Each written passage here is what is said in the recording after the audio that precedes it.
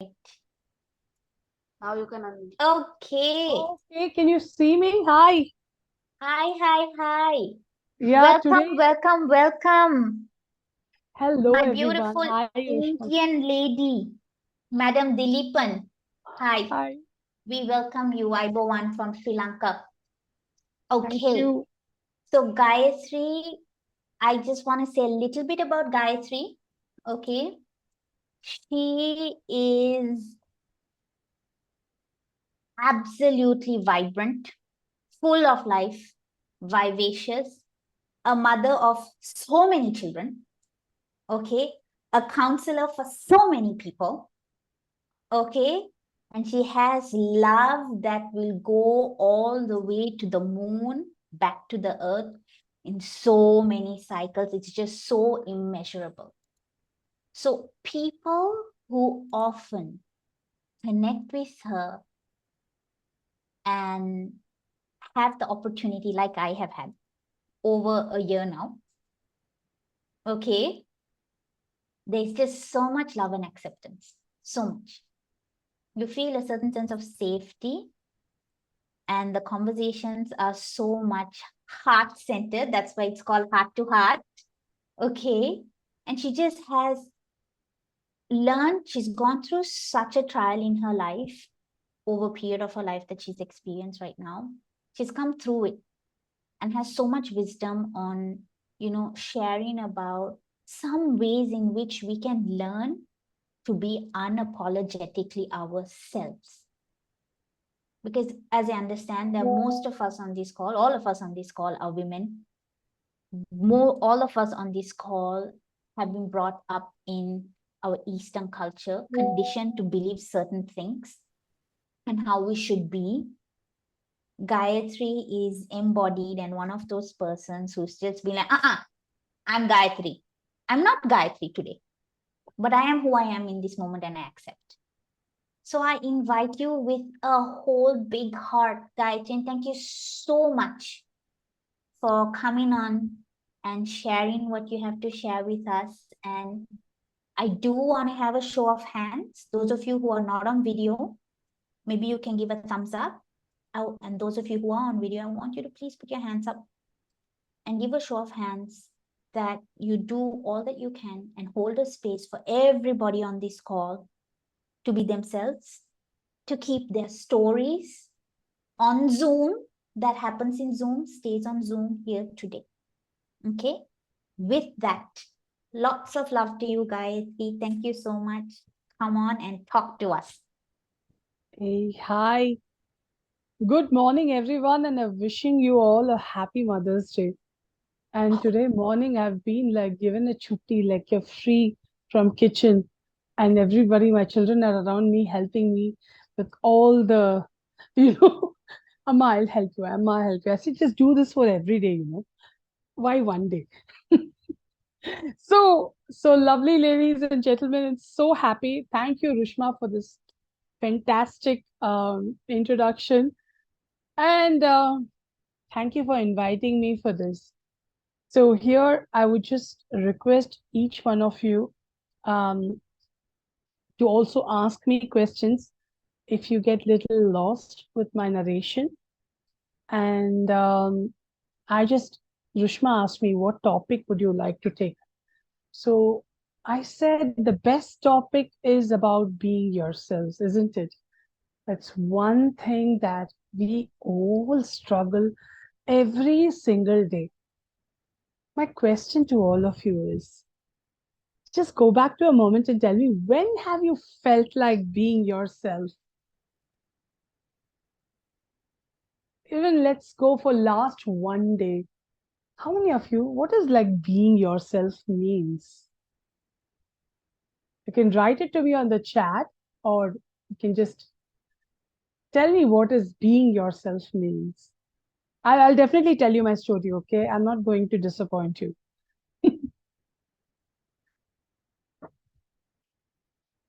Being confident and perfect, lovely, being true to my values, fantastic. Need a moment. Speaking your mind out, yes, Sma. not worrying what others think. So true, so true. Being content, yes. Gosh, you guys know what the hell is being yourself. What a fantastic start. Anything else? Standing up and for what you believe in.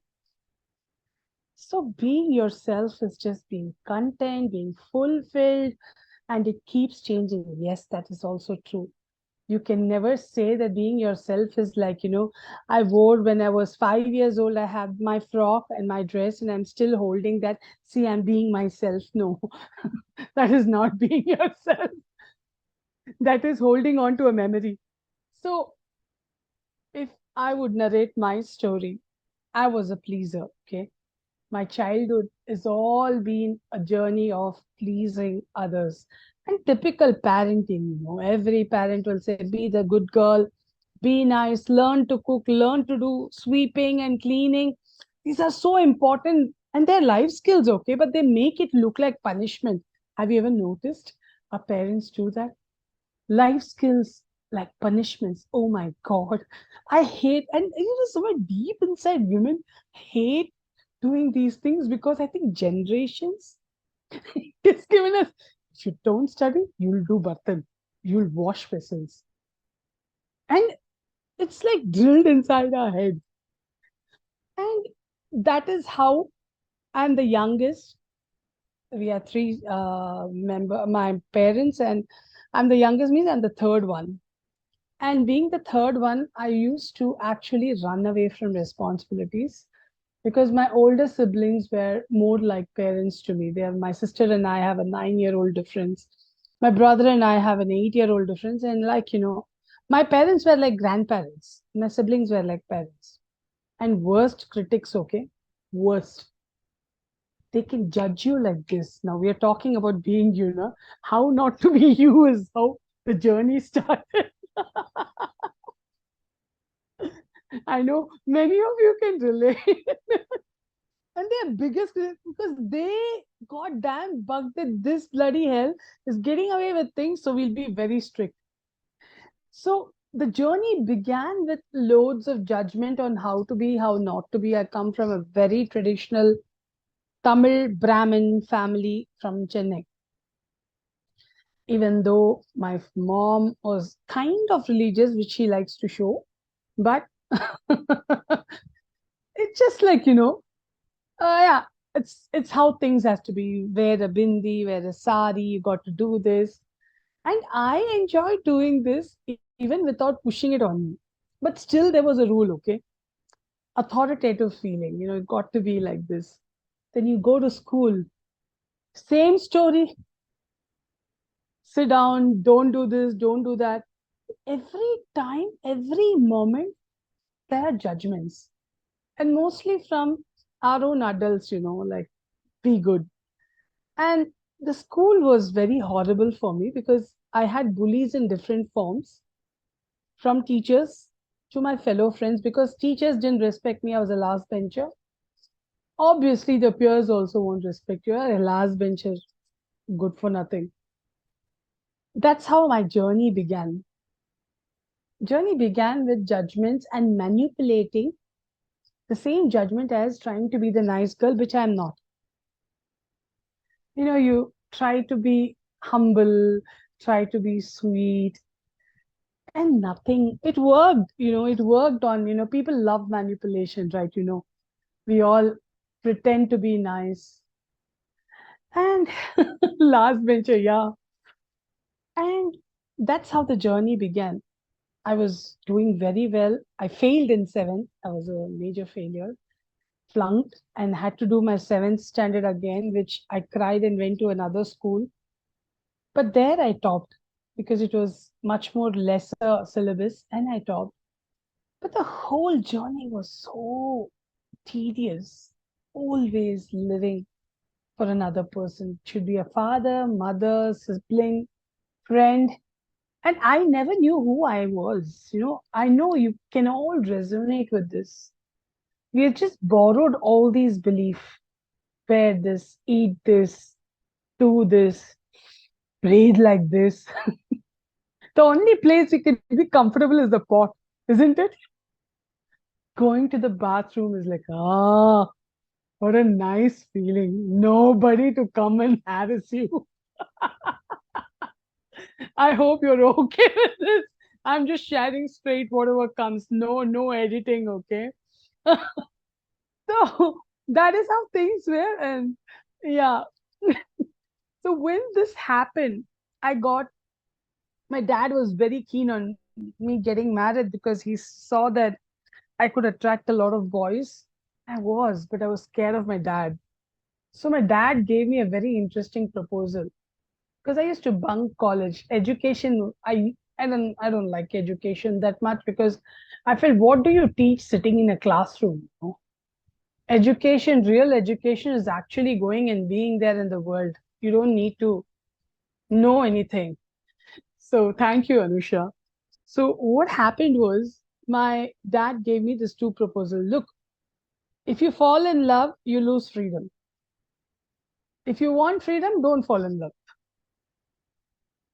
This was the interesting. I don't know why my dad came up with some very dramatic statements on that. I chose freedom. I say, who wants to fall in love? Headache. I've seen my friends falling in love and getting caught in that. Come on this time with a boyfriend and got to meet up with this dates and same every day they'll have a fight. No, I don't want that. I just like to enjoy my life. So I didn't fall in love, even though there are some proposals are coming, but I still got very scared. Then he started asking me to look for boys. No, he didn't ask. He was looking for boys very clearly. And all these boys come with a kind of, the good boys, just like me, my version. Just they were men. And we, no villain in the story, I'm sorry. So the man, and all these boys were good boys, but they are so smitten with only looks. They don't want to know the person. Look at me, yeah, I'll get married.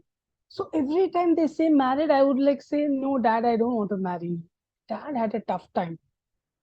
So one boy who said yes to me, and I said I would like to meet him in a coffee shop. My dad said, what? Before marriage in a coffee shop? I said, chalo, kahin bhi, even tea shop, roadside. I'm okay to meet, but I want to meet this boy. This boy called me actually, and I said, see, I'm a very bad girl. I bunk colleges. I have too many boys as friends. You should be prepared to take me as your wife because I can't say no to my dad, but I can, make this guy get away. But this guy goes and tells my dad I like her even more. I said, oh shit. What is it to be bad, man? Can't even be bad. Even if you're bad, nobody is believing you. And what is being you here? And then I took a dharana, and then somehow I didn't get married to him, thank goodness. And the boy who came to see me, I said yes because he was my brother's cousin, friend's cousin. Because it's my brother's friend's cousin, no concept, just got married. I didn't even know how much he was earning. Only thing he matched the criteria was I like a guy with shashma, tick, and he has to be tall, tick.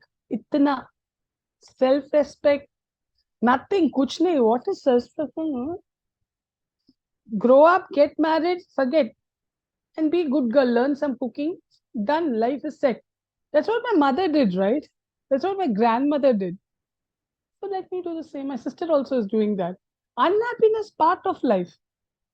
But what is being you? No idea. Being you started coming. I hope I'm not too fast for you guys. Fantastic. So please ask me question or else I might just keep talking. So but I'll make it crispier for you guys. I won't take you. So being you happened when restrictions happened.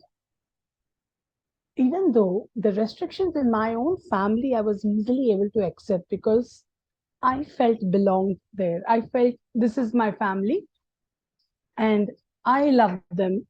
And obviously, it is easier to adapt. But when you got into an adopted family, it was not possible because love is something that has to happen. And just difficult. The same restrictions that happened after marriage, I was not able to take it because I felt like it's like a repetition of the same story. And you never had the words freedom of expression. Wo kya hai? What is that? Never heard of that. So poor thing, my mother-in-law, again from the same generation of women, 5 o'clock in the morning, put rangoli, get up in the morning and she'll talk about the stories and I'll be sleeping. And I told you, not traditional family. I was running away from it. I was running away from everything. Never knew I was in depression at that time. What is depression at that time? 2001. Depression was just formed at that time. Oh, depression is that. It happens to people. Go to a psychiatrist. They'll give you some medicine. You're mad or something. You'll be fine. Nobody understood that. Why even I didn't understand. Unhappiness. And I wanted to run away from India. I shifted to Melbourne. By God's grace, we got migrated to Australia. I thought in Australia I'll become very happy. You know how we search for happiness. Somewhere just run away from this and this will be fine. Nah, it didn't work. It didn't work. I found a job in 6 days. Nothing happened. I was even more miserable at that state. I went into a series of issues with my ex-husband, even though he's a fantastic guy, uh, a man full of. I just spoke to him before coming here. A man with full of heart but cannot express himself. He cannot express, typical man. Men don't cry. Men cannot show love. He's that category. That kind of a guy. But every time as a woman, you're supposed to show, ask for love. Somebody needs to show love to us. We've never been showed love. See the get into the kitchen or do this, dress up well. That's what. But still, there's a hope that after marriage, love will happen. That Cinderella story. Somebody will come.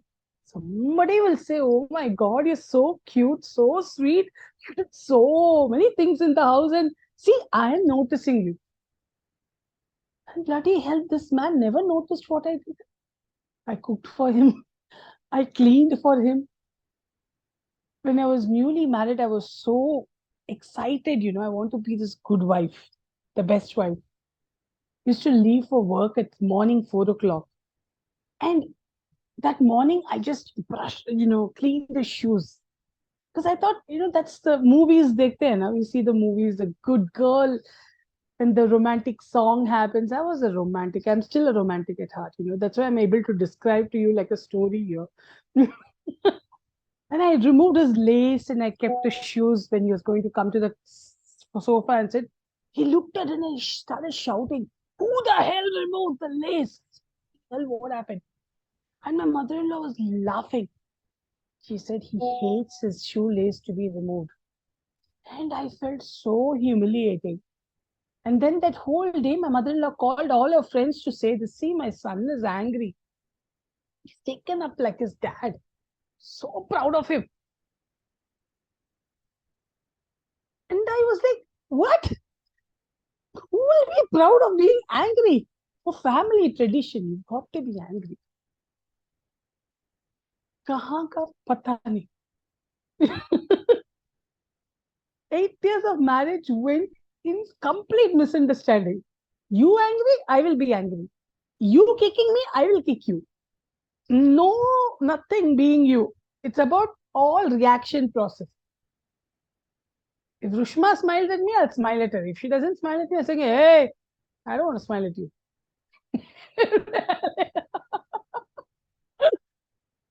And I was seeking love. I was seeking love from somebody who can make me feel being me. And I read a lot of books, a lot of, those magazines come. How can a woman be confident? She has to dress up well. Okay, I began to dress up well. She has to wear nice shoes. Oh God, let me shop for shoes. She should look very sexy. वो भी किया. कुछ फर्क नहीं पड़ा. But no love. And I was looking for love external. Then I found this. I'm a singer too. I sing pretty well. And I wanted to. My ex-husband doesn't sing. He talks like this, hello, like this. So bad choice. At that time, I never thought it will be a bad choice. I'll sing in the car. Any song I will sing. He'll say, oh, what are you singing? Like, Koi doesn't have a sense of music. Why did I even marry him? Later only these thoughts came. So I wanted to be with a guy who enjoys my singing and who values me. And I found it. And I found him online. Found him online, and this guy was in like, oh my God, are you my soulmate? I said, yeah. I was looking, he was a musician. Soulmate musician. Bhagwan ne God just gave this guy to me. Anyway, in the loveless marriage. Good job. I left everything. I was so stupid. I jumped from Australia straight to Bombay. No idea how Bombay is. Because love, this is what I was looking for. All the movies I saw is about love only, na? Love means you have to sacrifice. Being you became worst, not being you. Because initially, what he all accepted me, slowly he started suspecting me. Oh, when you can leave your first husband and come to me, you can leave me. Very obvious thing. But that is not the point here. His insecurity got rose. He could not see himself worthy of having me in his life. Somebody who can throw anything and come. His guilt was killing him. I didn't know that. I was like, I'm in love. I came with my child from my first marriage, and that too, I had my child with IVF. And all this postnatal depression, nobody diagnosed it, nobody understood what was depression. And it was so terrible at that phase when you deliver a child.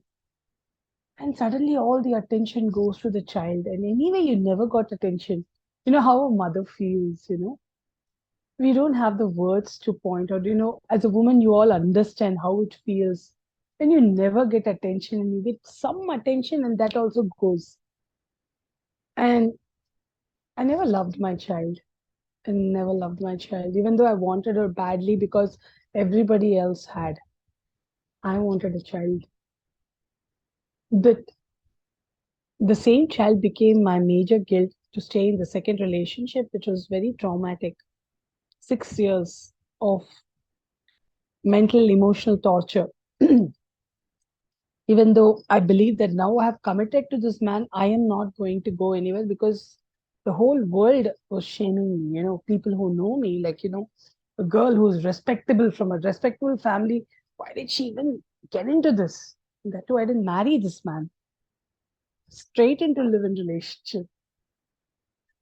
And it was obnoxious. It was very bad. I hope you're able to take the content. It's going to be deeper and more severe. I'm giving you a disclaimer now. So that is when I started doing my self work.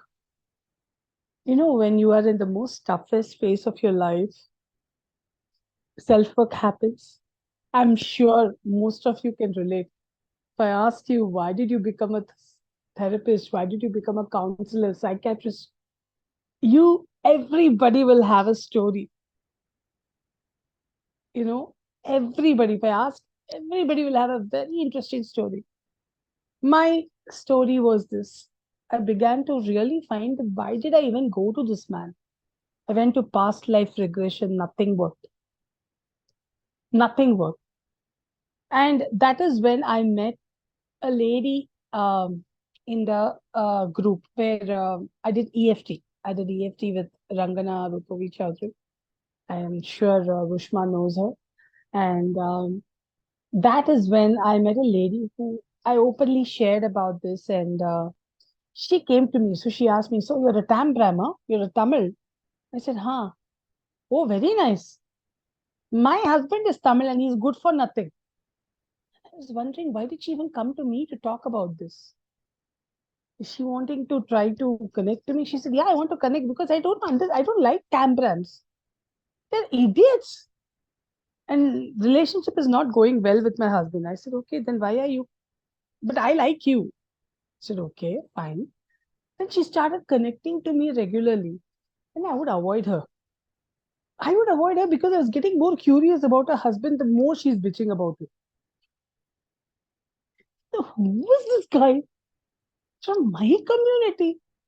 But medical community, I don't follow any rituals of Tamram or something. Okay, I wear these kind of attire. It's all for show. Okay, I'm telling you right away. But I like being like this. So I met. Then she said one day, she said, Gayatri, you should come and meet my house. Come to my house. That idiot husband has gone to Germany. We'll talk. And I was like, oh my God, why should I go? Because there's nothing to connect. You know, sometimes, remember, you have these friends where you just namesake friends. You see, hi, how are you? Let's meet up, okay? Nothing to talk. Or you'll be the person who will be listening to that sad story. You know, that guy was an idiot. My relatives were stupid. And I was the one who was in the receiving end. So she liked me because she felt like a bashing another Tambram and she chose me. And she thought that I was a cool girl. And I went to her house and I just entered the house and I saw this guy's photo for the first time. And I was damn attracted to him. Oh, ma, what the hell is going on? Just kept looking at it. Have I seen this guy somewhere? And I don't know why this attraction happened. Don't ask me. Probably even I don't know. And I met her children. Her children were obnoxious. The son was some kind of Asperger syndrome boy, around 12 or 13 years. And he was like, why did you come here? So what kind of family is this? Somebody is called and the son is not happy. And she had a daughter who didn't want to play with my daughter. And I wanted to run away from that place. And she had major anger issue. She went inside the room to the kitchen and she shouted at the maid so much that I felt like running away from that hall. But I'm caught. I said, no way, I'm going to meet this family again. And then I did another seminar, same with Rangana, called Journey. And during the journey, I meet her again. She said, Gayatri, I've decided to take a divorce. I'm going to start living alone. What, you're planning to leave this musician guy? I said, I don't know, but I'm very scared of living alone. Then she said, okay, come on, chalo. We'll do the journey together. We did the journey together. And she said, meet my ex-husband. He's very good in, working on financial abundance. I was looking for financial abundance because I suck at money. Okay, I suck. I can't plan. Even today, money is like, yeah, it comes. I mean, I'm abundant, financially abundant. Yes, in sense it comes. And I was very hesitant because I was anyway attracted to him. I did check on his Facebook page and everything.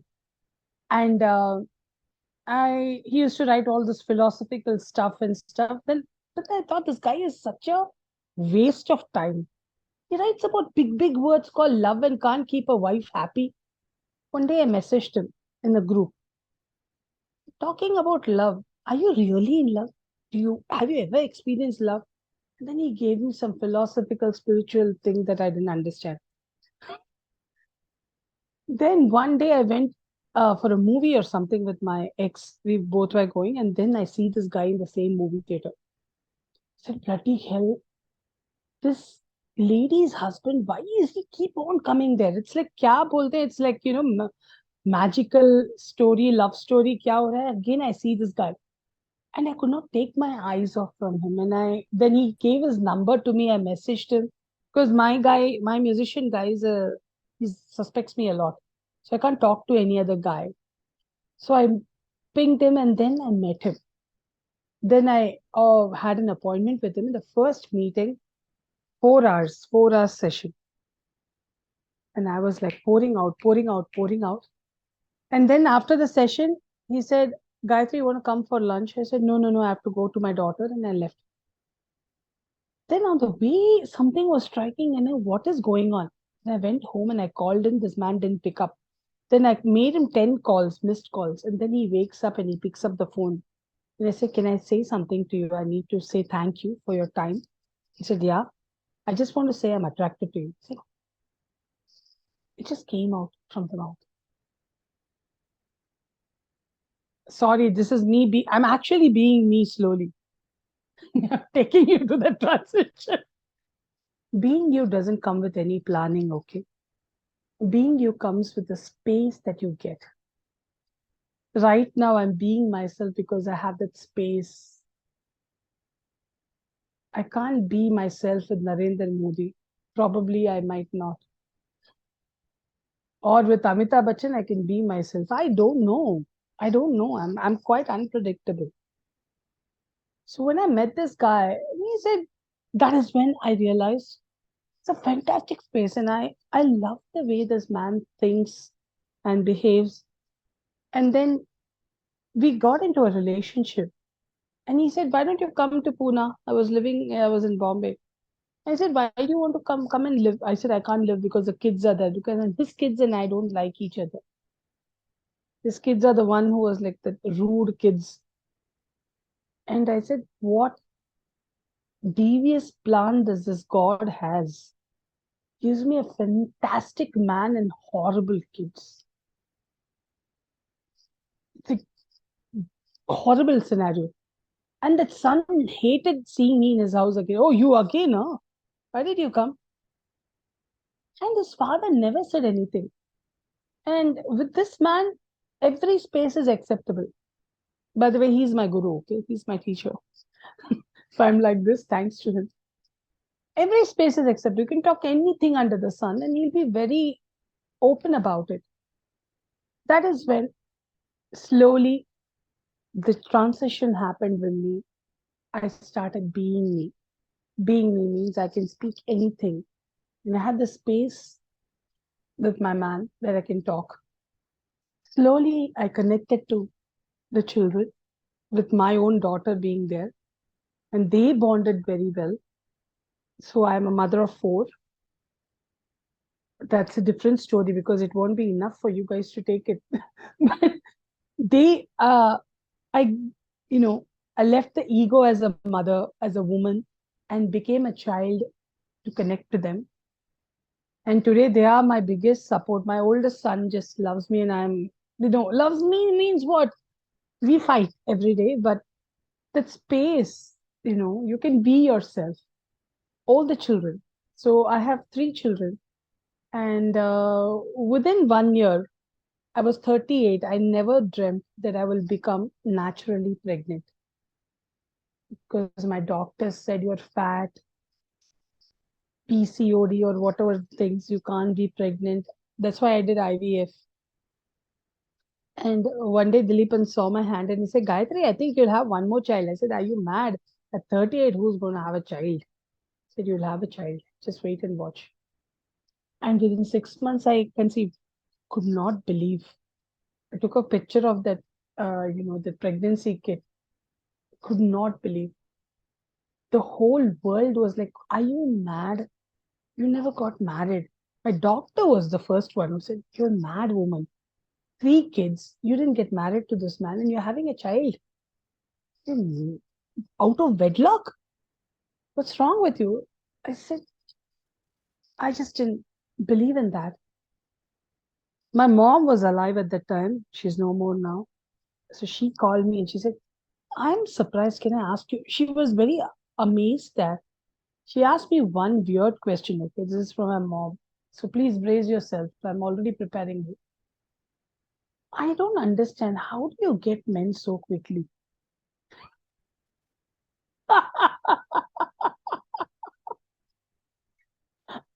I told my mom, Amma, you got to definitely pay me for this and take a session with me. At that time, I was not practicing. But yes, I will be starting off one day. She said, oh my God, I lived only with your father, even though whatever abuse happened, I've been very honest. I said, that's good for you, Ma. You could do it. And I appreciate you. I'm also okay if you find another guy to get married. I will make sure that you get married. Even my brother won't like it also. But I am different, Amma. Are you sure you're my child? Definitely sure I'm your child. So the same mother, and I got pregnant, she was happy. She liked my man. Same community, tick, tick, ticks for her. Typical patriarchal mindset.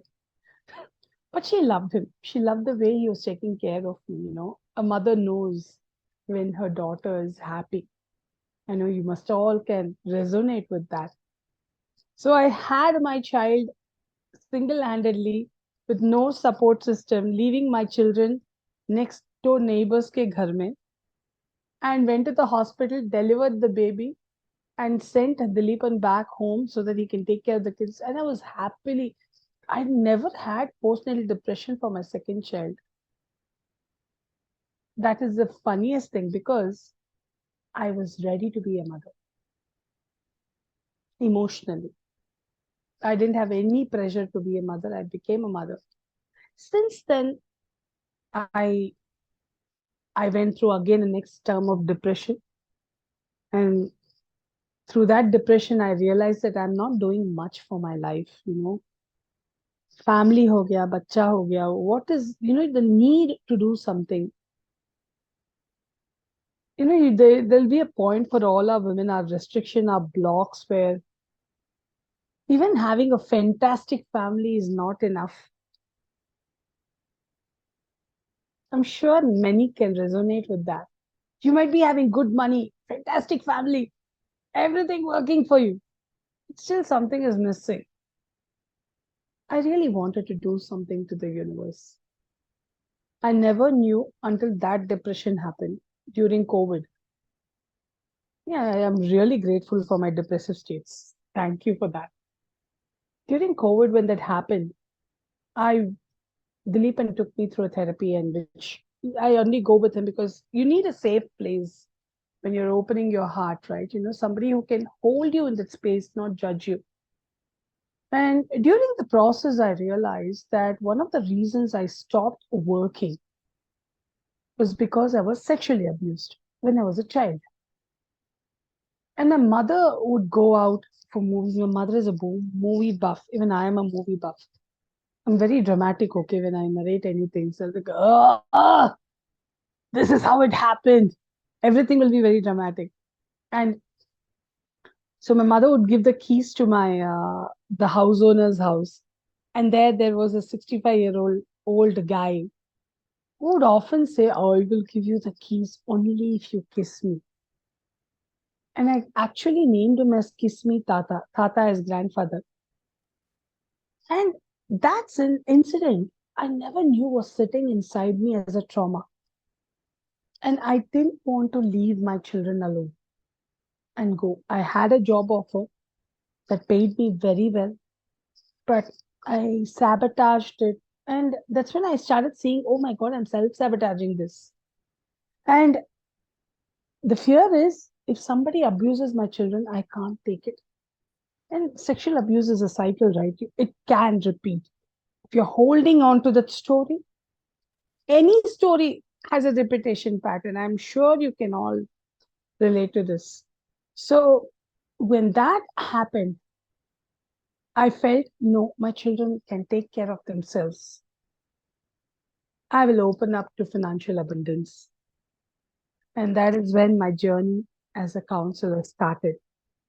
I had one client who came to me and she was having a toxic mother daughter issue and single mother. The moment she took up counseling, she started doing well in her life. All her fears she conquered. She wanted to drive. She bought a car. She started driving. Everything she'll come to me even now. She's been there for more than 2.5 years as a client of mine. Whenever she needs a block, she comes. But that story shifted me. I realized that yes, I am good enough to bring transition, but that it's not going to stop. The only way I can help any transformation is starts from me. So every day, being you is the only thing that I do to give the best work I could to others. As a mother, as a wife, as a girlfriend, as a friend, anything, if I am even itna, if I'm capable, that's only because I'm being me. And there was price of being me, no doubt. As you might ask me, being yourself is price. It comes with the consequences. People did see me as too open, very blunt, very manly. I said, bring it on, bring it on. But it didn't stop me because I decided that this is going to be the last till the last breath. Anybody who comes in my presence, or if I am going to anybody, the only gift I can give is being. So that is why I chose this topic when Rushma came to me. I said, what topic can I choose? I said, the best topic I could choose is being you. Nothing else can work. So this is the tip of the iceberg story, but I don't want to bug you more. But I would really, really ask you this, like, have you actually gone through those moments of being you? And what did you find out when those moments happened about yourself? Please open up and share. I would love to. If you have any questions, please ask. And I love to see the shares because it's so interesting to see such a vibrant audience here.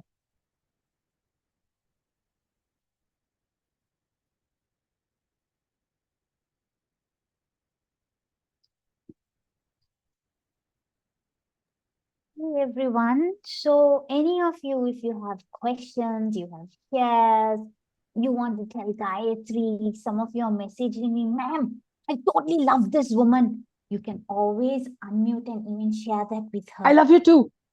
That's perfectly fine. Oh, there you go. I can listen to you for hours. Gayatri, it's time for your podcast, huh? Oh yeah, I know. Many years. I'm a lazy. I will say I'm a Elam lazy bum. podcast. அப்ப இந்த டாக்ல இருந்து we're going to start podcast இப்போ. Yeah, Okay? yeah. The whole So, yeah. Go on, Rishma. ठीक बोलो बोलो चलो. So today also I didn't plan anything. I just said, okay, it's going to be a bunch of fantastic people. Everybody loves the idea of being you. And have you ever faced challenges? If you have, please share it. Let's come up with some interesting clarities. If you want to share, feel free to share. Any question? What is your favorite color? That is also okay. I wanted to share a reflection. There was a statement that you said that really resonated with me, which was, I don't remember the exact wording, but it was like, I'm going to phrase it this way. We are a combination of borrowed beliefs. And that really resonated because it is true. We are a combination of these pieces of everyone around us. And when we have those moments where we feel like we are being ourselves, you feel a sense of pressure really lifted off of you and you feel a sense of contentment. Yeah. Thank you for that, share. Thank you. The borrowed belief is such an important thing that we don't even understand. Even why do we choose a color today? Sometimes I'll be surprised why today I didn't have a time to get dressed. So I was in two minds. Should I wear a sari or wear something casual? And I landed up taking this sari because for me, whenever an event comes, I like to keep my mother in my mind. Amma, thank you. Thank you is something I do every day. And this is my mother's sari. And I landed up taking this. And don't ask me, I didn't plan anything. I have around 1,000 saris sitting in the cupboard. And out of all the saris, I chose this one. And there are subconsciously we borrow a lot of belief, consciously we borrow out of fear.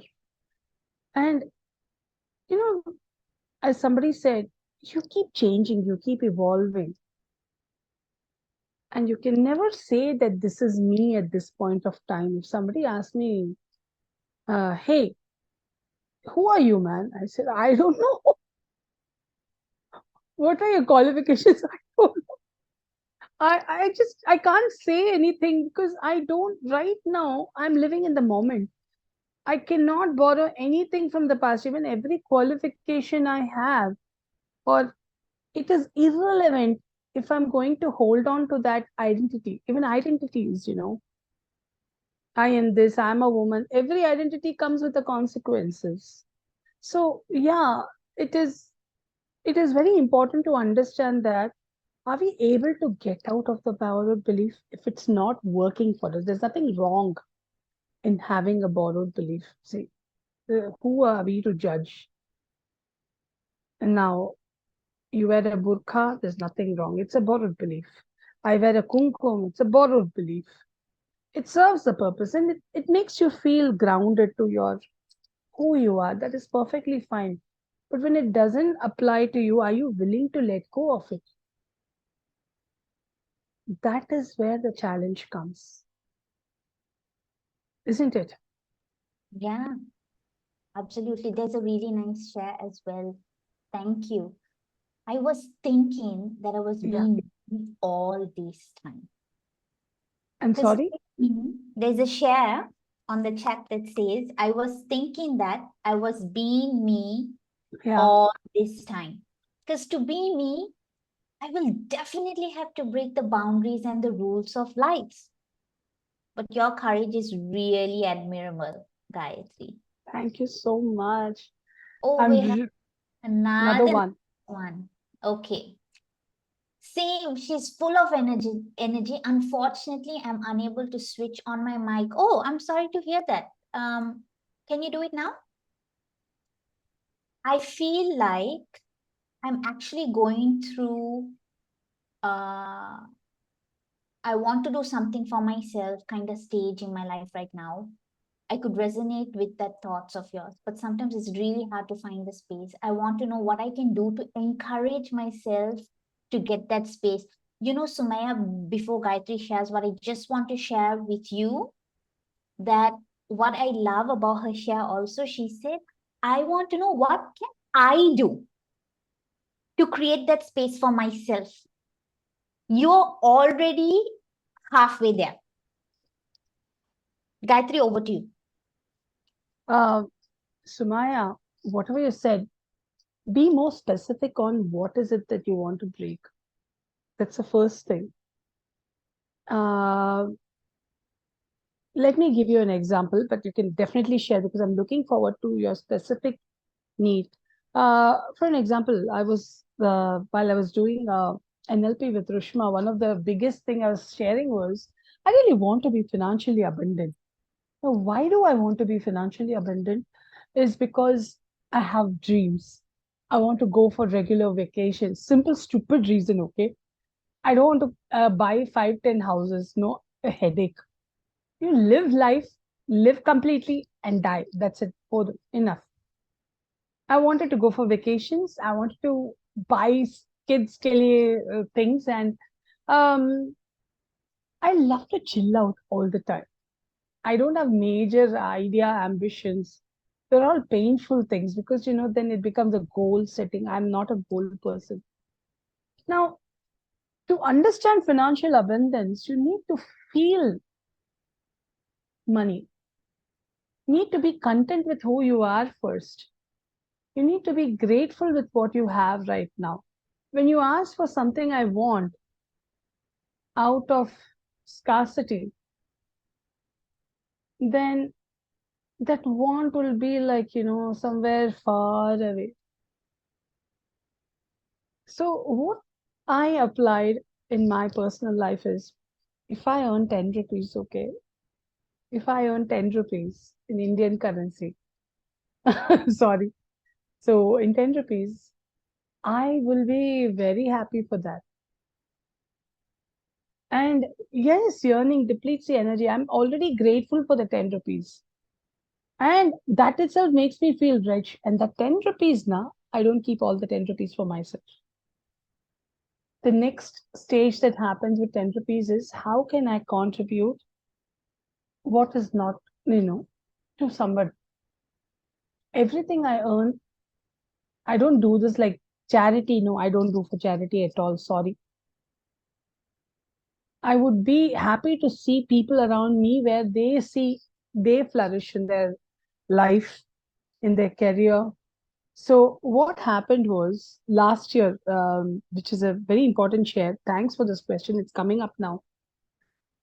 When I was doing NLP with Rushma, I asked for financial abundance.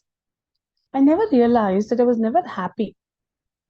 I used to get money, but I used to hoard and it'll always look small.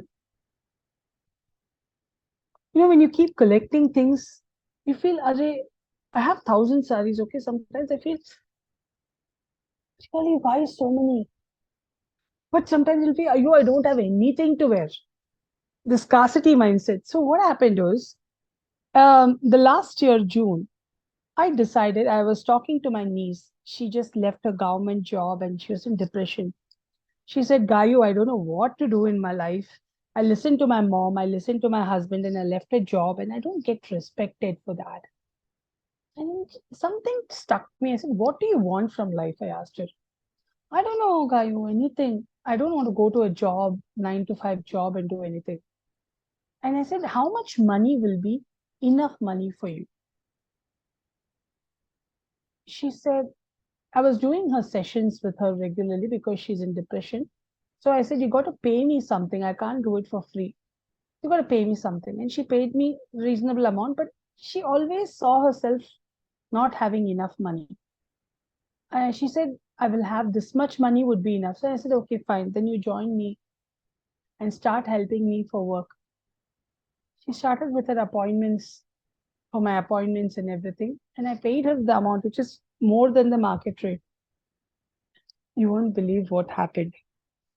Within 2, 3 months, I started doing very well, even better. Amazing, right? Uh, I didn't have anything market rate. I don't count. I don't calculate. It's like very hard. I'm a very hard person, not a head person. Okay. Head person will come when I'm giving therapy, but for myself, I don't use my head. I have somebody else to take care of it.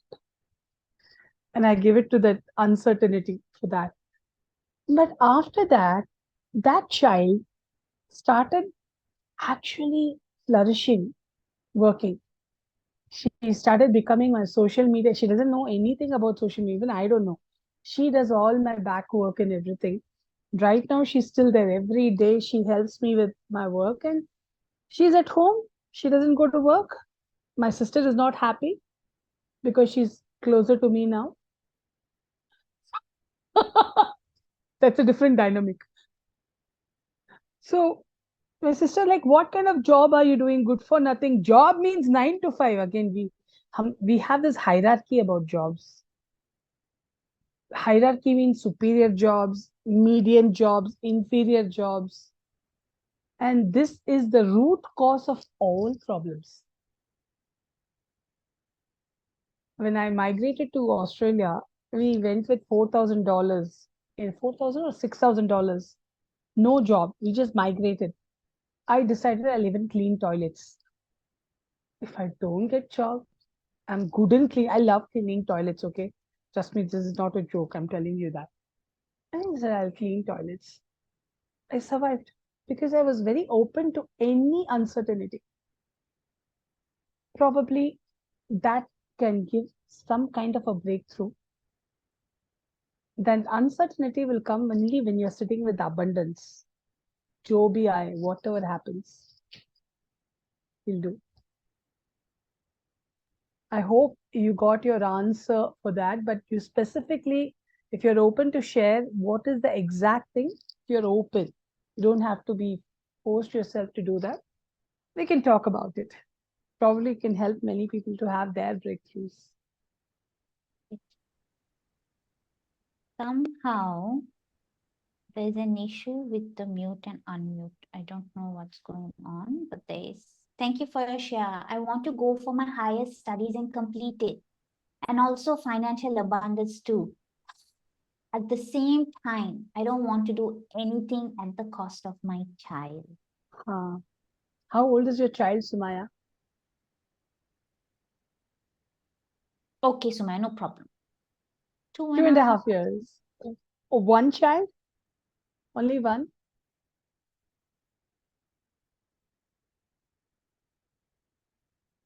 Okay, I can guess it's one. See, Guess one. this is a question many women come, like, how do I see myself doing well when I have a child? And there is a mother's guilt. Today's Mother's Day, Bapre, it's a big subject to talk. The mother always sees herself as a doer, doer, doer, doer. Today only I wrote a post, not posted yet. Mothers, stop caring. What the hell? Stop caring? I'm not saying you can't care for your child. Stop too much caring. It's a borrowed belief. As a mother, I had a lady who came to me for therapy. Okay, she had this problem. I want my child to be away from TV, away from tablet, away from everything. I said, fine. I am depressed. There you go, your answer. Because your child is born in this today's world. And today's world has these many distractions. Like, I'll only breathe the good germs. Bad germs, get out of my nose. Is it possible? The mind always observes only the positive thing. And the motherhood is like, I don't want to leave my child. You don't have to leave your child, Sumaya. Trust me. If you have that intention, just you need to openly say, I would look for something without leaving my child, work from home, and also take care of my finances. First, you need to believe that you can do it.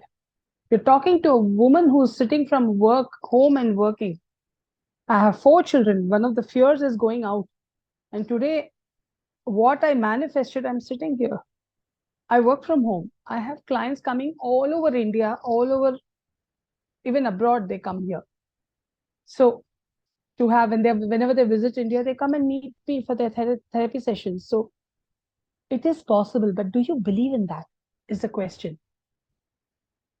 First, make your belief stronger. Yes, whatever it is, I am not going to leave my child.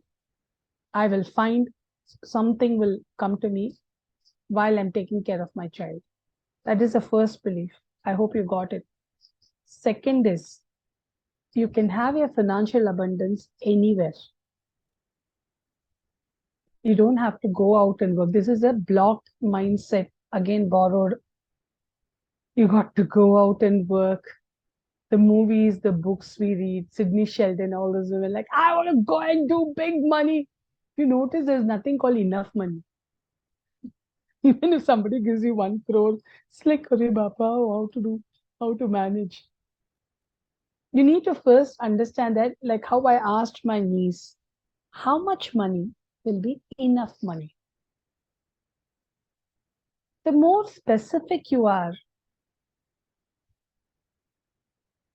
do you believe in what you're manifesting? illa. You continue. I'm just Oh, summarizing sorry. that. Oh, to sorry. Sumaya, you How continue. much money is enough money?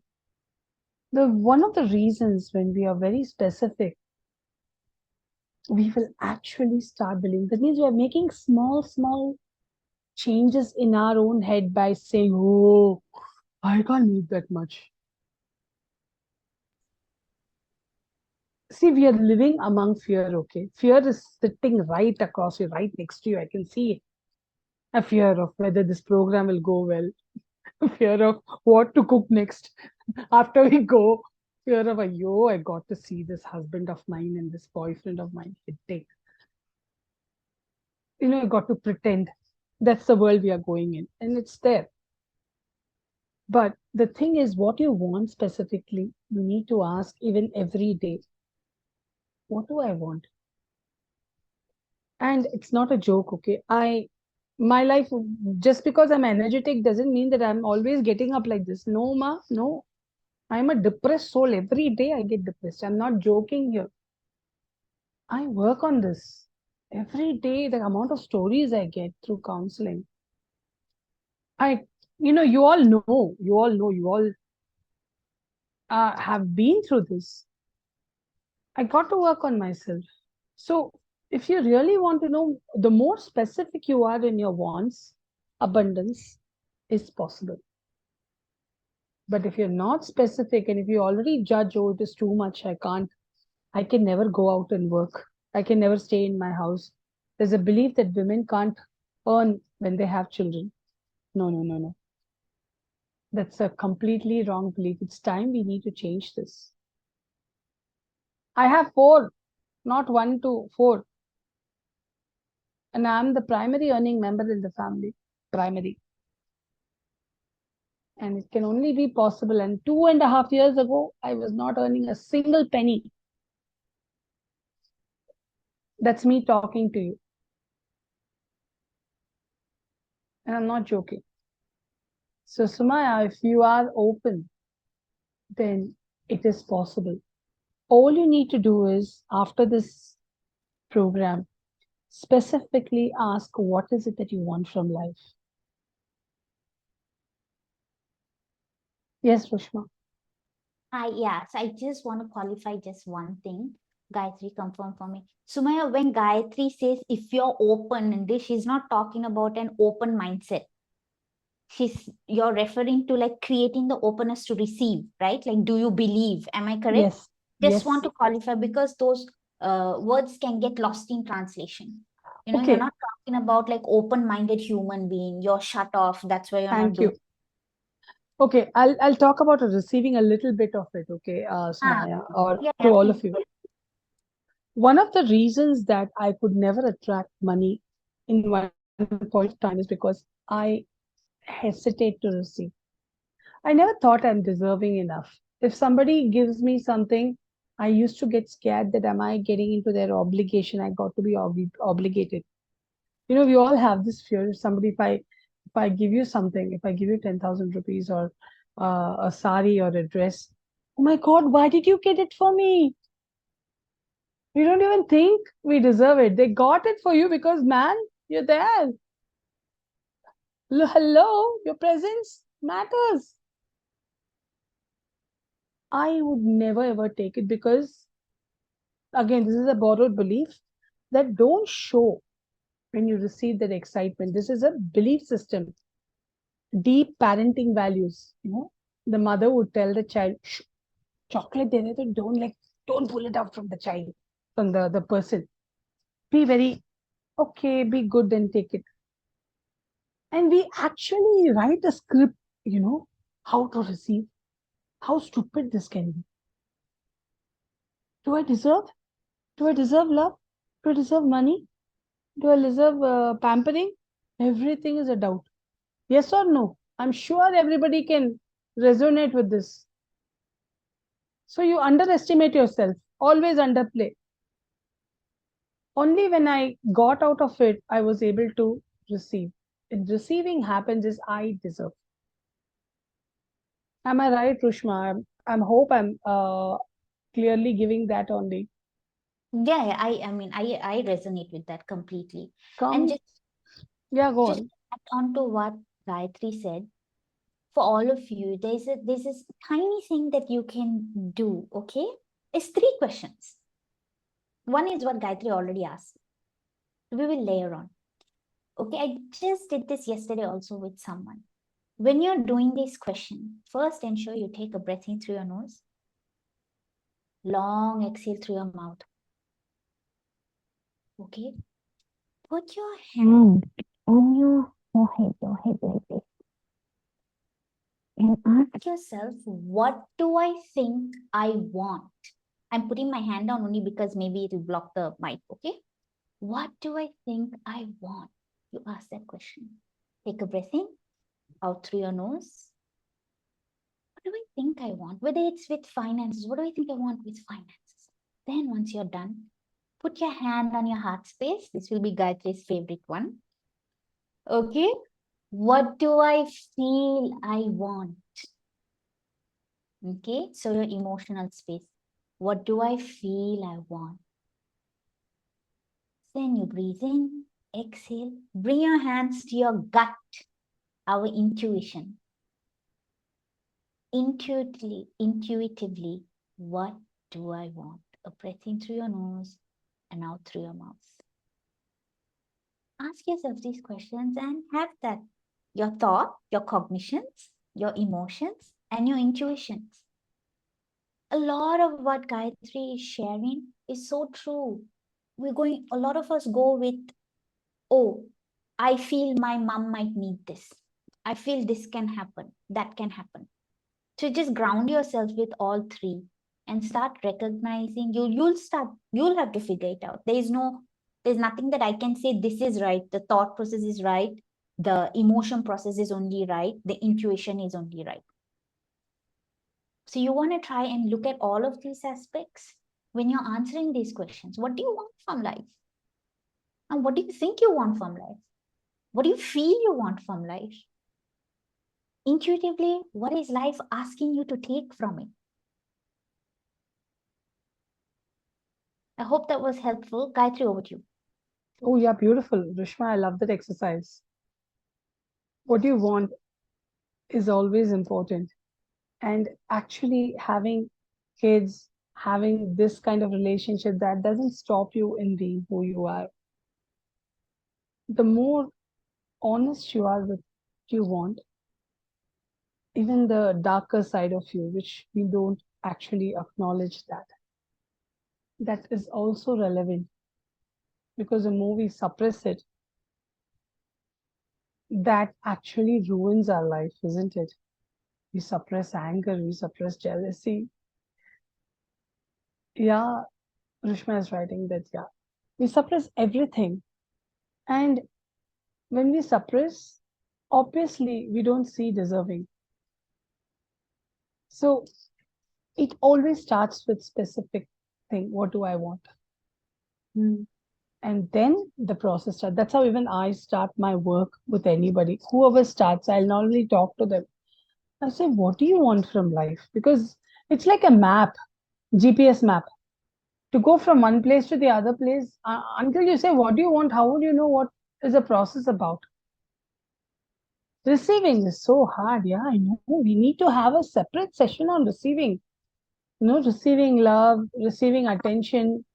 Gayatri is ready. Rent out the session. So there Ah, is a share. Okay, there is a share. go There's on. a share that says, yes, it's so hard to receive. A lot comes from what we are told from younger days. I just wanted to share an experience. My friends from Delhi wanted to come on holiday, wanted me to come on holiday. There, where they could pay for everything because things were financially hard. And I found it hard to say yes. Oh my God, you beautiful girl, Ruzla. Rusla. They are so hard. I feel it. I hear you. Yeah, she I can. Oh, Rusla, actually, you're going through. Yeah, go on. Is Rusla talking now? Love to listen to her. Do you want to unmute? Yeah, go ahead. Speak. Hi. Hi, Rusla. So this happened to me actually just before COVID struck. And I had left my husband and I had a small kid and I was working 2 part-time jobs. And they're really good friends and we've shared so much together and they were like, come to Delhi just like for a break, and like they were getting the ticket and everything. And I just found it so hard to say yes. like I finally did it, but it was like with a lot of discomfort. Hesitation. Yeah. Yes. Rus- Yes, it was really hard to just receive that. Can I ask you a question, Rusla? Yeah, sure. What would be the worst fear? If I think again, I think it's like it's just constant here in my head, like don't take from other people, the whole obligation and things.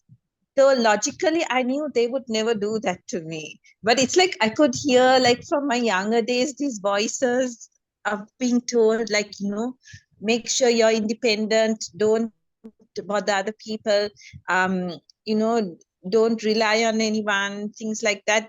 I could, it's like somewhere in my mind all that was going on. And it's something like, if this is it's not like a need, it's not like a emergency, this is like a luxury in that sense, so why are you taking it? So that made it even harder to kind of accept. I think Rushma wants to say something and I'll talk after Rushma. You know, one thing now, Rusla, is somewhere deep inside you feel you don't deserve it. And you're scared also that if things should not go bad between the person who's been honoring you there. Am I right? Yes, totally. It's a very, very fair enough fear. Now, whenever you're faced in that moment, which many of us go through, what you can do? The first thing is, Rusla, you still went because you were tempted to go. Am I right? I was tempted, and also they were like, just come, and like, they were pushing for it. Okay, why did they do that for you? Because they actually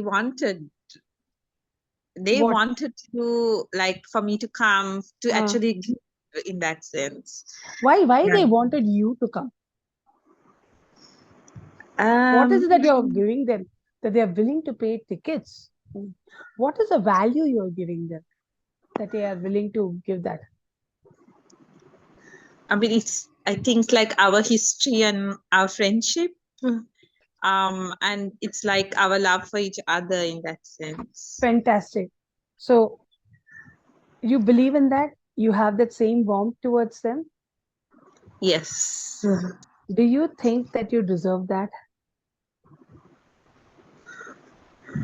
I mean, I think now, yes, but at that time it was really hard. Yeah.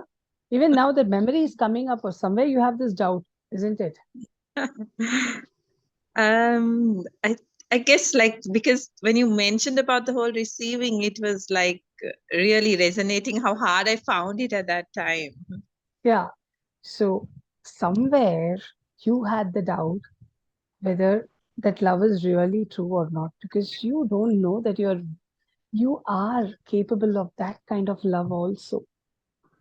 It was an Yeah, opportunity for you to discover that people really need you.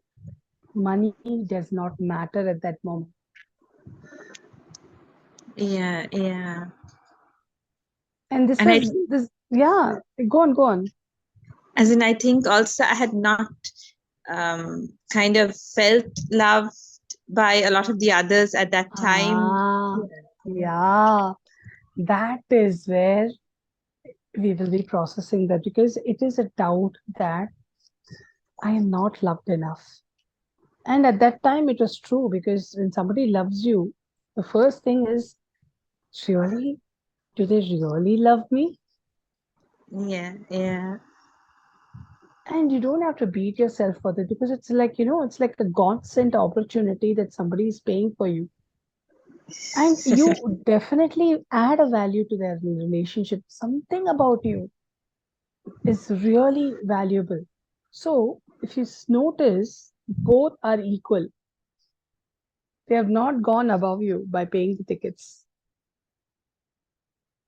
You are already there, they just mashed up to you. Have you ever thought on this perspective? And I kind of felt it when I went. Yeah, there you go, there you go. This is how you need to practice receiving every day, even now. When somebody is offering you something, if you feel, for me, Dileepan would say, very beautiful, profound point, which changed my life. He would say, when anybody would ask you something, help, see that as a privilege. When you see a help as a privilege, then you won't feel that this person is superior, I received it, I got it, I might look down. No, you go equal. If you help somebody as, see, I'm the only one who's doing this, they will give it back to me later. Whenever I ask, I will have that. That is called a codependency relationship, which is there in parenting, okay? It starts from that root cause of all evils. See, I did so many things for you. You don't value what I'm doing in the house. Nobody thinks that I'm going to get out of the house. It's because you actually are doing things when you're not completely happy to do. So in my house, when I'm not happy, I don't cook. I don't. It's okay. I've ordered food from outside, but I ask them to cook because I don't. Anything you do. So when you give help, you can always say no also to help them. You're not attached to the idea when you see it as a privilege. You'll say, oh, that time I don't have the privilege to help them. That's okay. Rather than thinking that how they could see me like this, gee, I'm not at all good enough to help them. Do you get me, Ruzla? Yes, totally. Even the second part of like, actually not if saying no, if I'm not able to as well, or like I'm not Yeah, decide not to, or what. it's that simple. But we will, Rushma, we should do a lot on receiving because receiving is one of the major issues that we Hello, all have. Gayathri ji. Getting you today, I ran after you since last year, okay? Yeah, we will be doing it. I agree with you. There's so much in this space. And as women, wherever we can group together, we can band together, we can share stories, we can relate to each other and know that we're not alone. And know that, like Rusla's specific thing about the financial strife, right? There's often a shame associated with it. Yes. Okay? There's a shame associated with it, which is a borrowed belief again. Yes. There's no shame in having a friend who has millions in the account and you having thousands in the account. It doesn't change the value and worth of a human being. Then essentially, none of us in this call are going to be as valuable. We've learned to place labels. I'm not saying, Rusla, that you did it, okay? I'm just saying generally, all right? I'm not saying this is not pointed towards you or anything, but generally. Yes, I understand. And you know what's interesting is because a lot of us keep trying to give, keep trying to hold the space, keep trying to do this, that, or the other.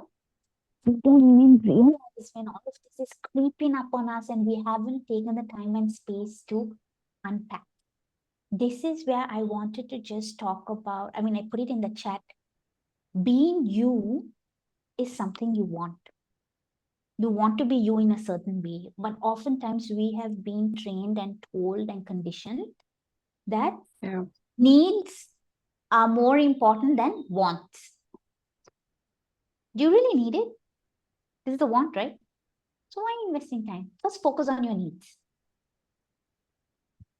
So notice a distinction in your mind as well. Notice your distinction in your own conversation, in your day-to-day conversation. Let's say you had a great night of sleep. You took a rest day yesterday. For some reason, today you did 2-3 hours of work and you were expecting that I'm going to do this marathon 6 hours of work, but I only did 2 or 3 hours, and you want a break. Okay? You're not going to sit and say, well, I rested yesterday, so do I really need the break now? I should just power through and push through. Everything in moderation. If you want that break at that moment, give your brain what it needs. Does that make sense? Give your brain what it needs in moderation. That's all that it is. And try to be kind to yourself. The biggest challenge in being kind to yourselves. I would Now, say, yeah. Go ahead, Gayathri. Sorry. Yeah. No, you're right. But sometimes you feel more like being unkind to yourself, and that is what we're all living. Even that unkindness now, if you can put it in awareness, I'm going to be unkind for 1 hour. In awareness. Correct. I'm just going to Mindfully. watch. Sometimes I sit and watch the reels. Horrible reels, okay? Good for nothing, no productivity. I'm going to do this. Because sometimes the mind needs that numbness. Many a times we don't see the numbness. It's just like, okay. Absolutely. And probably today you all put yourself to this, like today, what do I deserve to receive? Just wait and watch. It'll be a fantastic share actually. And you'll be amazed if you're in this in that space of today, I am in a receiving mode.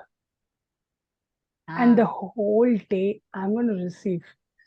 जो भी है, it's going to be a money, Elena, it's going to be a dress, it's going to be love, hugs and kisses from someone. That's okay. I'm going to receive. Stop giving. Ji. You know, I'm so glad Gayatri brought up that mindfully your bringing awareness to choosing unkindness. That is what a version of kindness. You're showing yourself the kindness by saying, I'm going to be unkind today. I'm not going to judge myself for this action. Now, when I say judge, I mean condemn yourself for this action. But let me tell you something. It is so amazing when you live in the moment. So many things can be explored. Just Yeah. Before I close, I want to tell you something. Today, learn to be unkind and be aware that unkindness is possible, and be kind also. Do whatever you want. You wear a yellow dress, you wear a pink dress, but just be in the receiving. That is the most beautiful gift of being you. And I'm really glad, Rushma. I love the way you actually got all these lovely beings here. And I wish I could meet you all seriously and give a hug for taking time and coming. Open your mind to it. Chalo. I'm open already your mind open. to that happening. Okay, I will do come that. to Sri Lanka, meeting all these people, or if they're not in Sri Lanka, then everybody I'll come to Sri Lanka, yeah. I love Sri Lanka. I'll come. Come. Thank you, Gayatri. Thank you so much for your time. It was such an eye-opening, insightful conversation. Your shares, as always, I've always told you, your storytelling, unbeatable. You know, I've always aspired to your storytelling. Okay, Rushma, you need to practice. So beautiful. So thank you very much, and you're getting all your shares in. Thank you for your share. Love your voice. Oh, she's a singer, Hasini. She sings as well. You can go follow her on Instagram or YouTube. Yeah, I keep singing every day. Love impromptu singing, impromptu videos. Thank you so much, Gayatri. Thank you all lovely people there in Rishma. Thank you for the opportunity. And I know, and I will look forward to see you guys. And please, I'm very excited if you're in the receiving mode, what you're going to figure out today. I'm like, if you get the news, Rishma, let me know if anybody shares what they received today. Let's experiment this today. I will share it with you. I'll keep on top of task. God bless you all. Yeah. Thank you, Gayathri. Have a lovely Sunday morning. Take care. Bye. Bye. Bye.